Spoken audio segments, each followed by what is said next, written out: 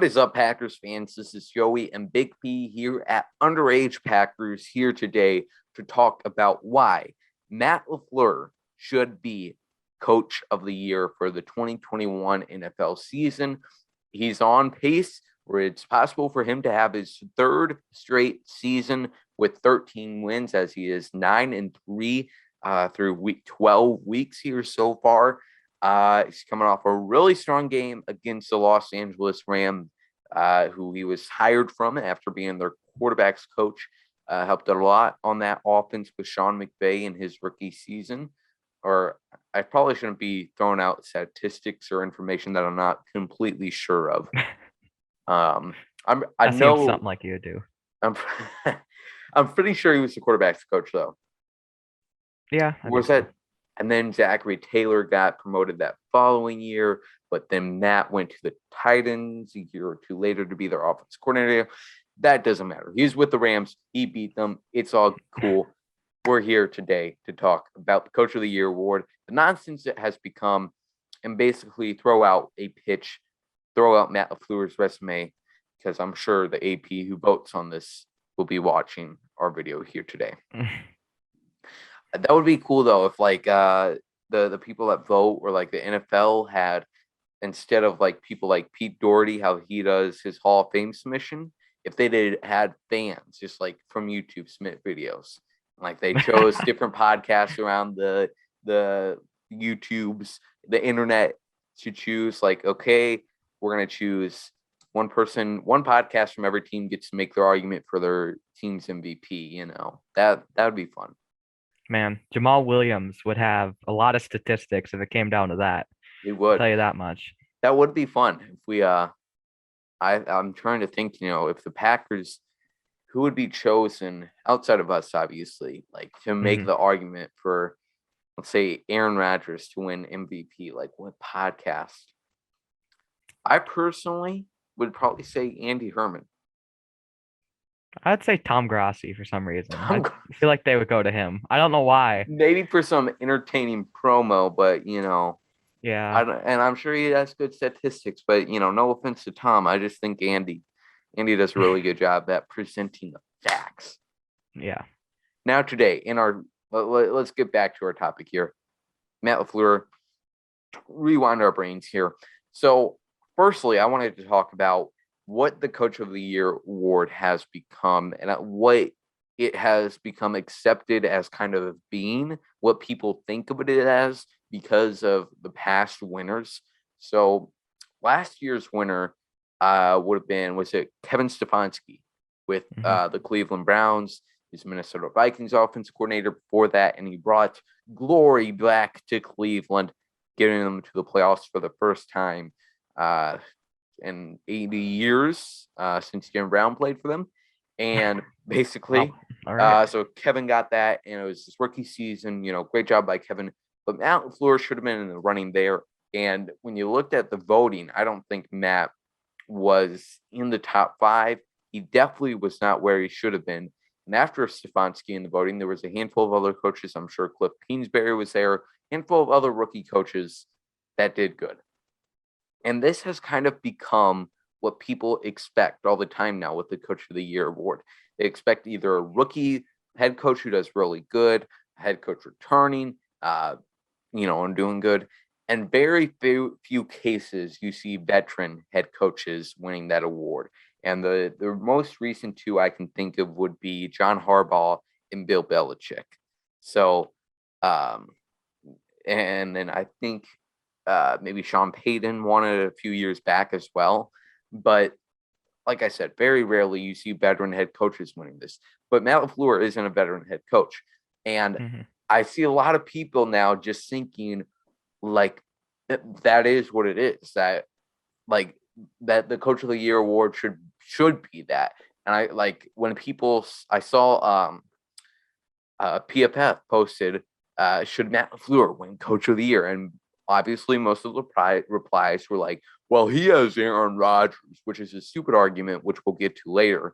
But also people like to say that, people said, the Coach of the Year award is supposed to go to a guy who did unexpectedly good or got a bunch of wins with a crap team. I'm like, says who? History? Like 5 years history? That is not implied in the Coach of the Year award name. So, anyways, I think the NFL could change that up a little bit. I see in some cases where that argument could be made because you'd have Bill Belichick winning it every year of the 2010s if it was solely like this guy did really good, But at the same time, let's expand from the rookie head coach, newer head coach model.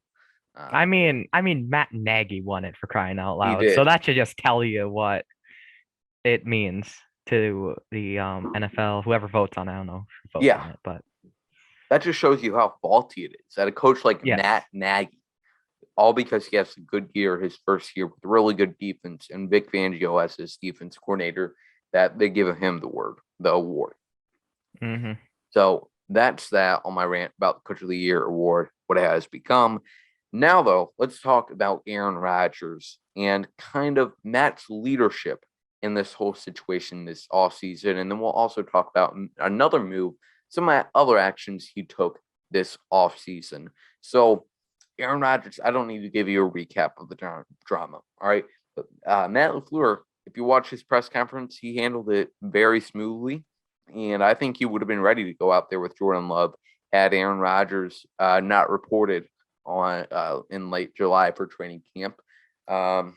And despite what many Packers fans might tell you, Big B, don't let me get started. Don't let me get going on another rant here about how incredibly stupid of an idea it is that Aaron Rodgers drama was completely made up. Don't let me get going. All right. We've already gone enough off tracks here for this video. All right.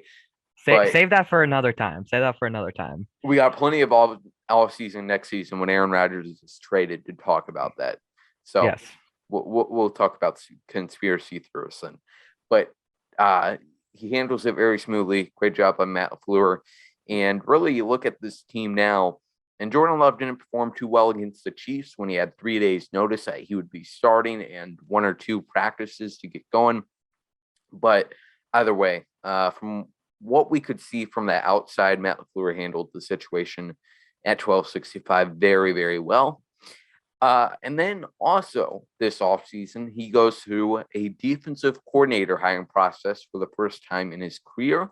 And he looks at a handful of guys, a lot of people who he's had previous relationships with.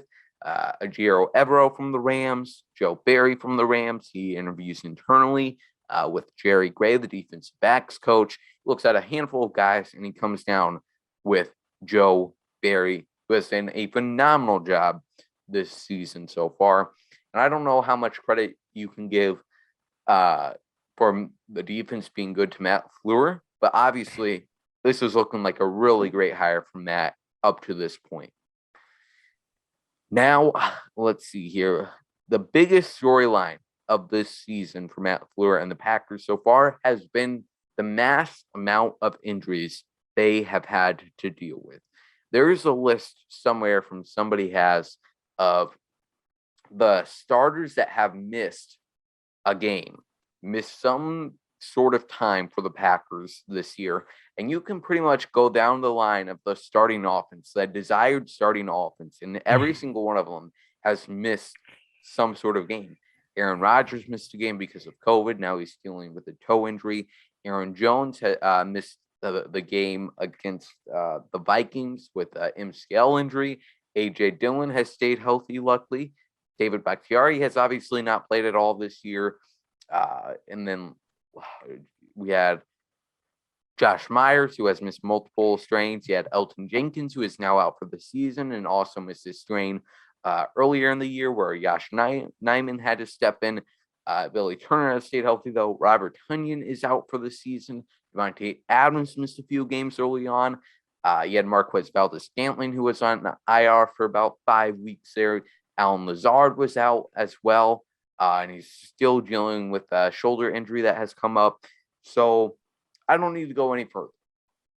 So many injuries that the Packers can just not seem to get a break from. And they have still found a way to win 9 games. And you look back for me to that week 7 Thursday night game against the Arizona Cardinals. The Packers are going out there with Joe Schmo and Randall Cobb at wide receiver. And they go out there, put 24 points on the Cardinals. Not that that's a huge shocking amount there, but they put 24 points on the Cardinals defense, and the Packers defense holds number one offense that comes out guns a-blazing against every team. They hold the Cardinals to 21 points. Rasul Douglas gets a game-winning interception. Yeah, cheers to that. And I'm almost getting to the point here of making argument for Brian Gutekunst as executive of the year, which probably will never happen because of the Rodgers situation this offseason. And people just don't like to look at the big picture. So, that's unfortunate. But the game from Arizona is a really strong example. But Big B, I've been ranting. I've had a lot of thoughts to spout out here. So now I want to ask you a question. What do you think, besides that Cardinals game, has been a really strong performance from Matty LaFleur this season? Man, I'm gonna go with one that probably not many people will say, and I'm gonna go with Week 2 versus the Lions, Monday Night Football on national television. Got blown out Week 1. What was it, 38-3 or something? Yep. I don't remember. And everyone's saying, oh my God, the Packers are not going to be good this year. All the drama from the offseason is carrying into the season. It's affecting everybody. Rodgers isn't good. Like, Lambeau is on fire pretty much. Yes. Then we're on national television Week 2 versus the Lions. It's the Lions, of course. That's not a good opponent. But the way that we responded, putting 34 points up, great defensive performance in the second half. The offense just seemed a lot more, what's that word? Fluid? Is that fluid? I don't know. Yeah, I guess does that it make works. sense? I think Fluid. so. Just all around great comeback performance. Not one of those ones that many people will probably say, but that's just one that stands out to me after what we've been through the entire offseason and then that disappointing performance in Week 1. I like your route of kind of an unpopular answer, and I'm going to say the very next week, Week 3 against the 49ers. And like I said, this is a game that was not without injuries for the Packers, as this was the first one ultimate and Josh Nijman's first NFL start. And the thing that really sticks out to me here is right out the gate, the Packers know what they have to do against a great defensive front with a banged up offensive line, and they get that quick passing game going, man. And that opens up Marquez Valdes-Scantling down for a deep shot early on in the game because the Packers are able to get in a rhythm quickly, start bringing up the cornerbacks, start bringing up that Niners defense to play more up front because the Packers are relying on those quick curl routes. And then that opens up the safeties, and boom, goes the dynamite for Marquez Valdes-Scantling. So that 49ers game is certainly a strong example to me. And, dude, I want to see more of Matt LaFleur's pin back the wall offense where they have like 30 seconds left and they have to pull out some plays, because in that game and also the 2 weeks later game against Cincinnati, they really got something going with Devontae Adams when he does that little route over the middle, like some type of post route. It's just money every single time.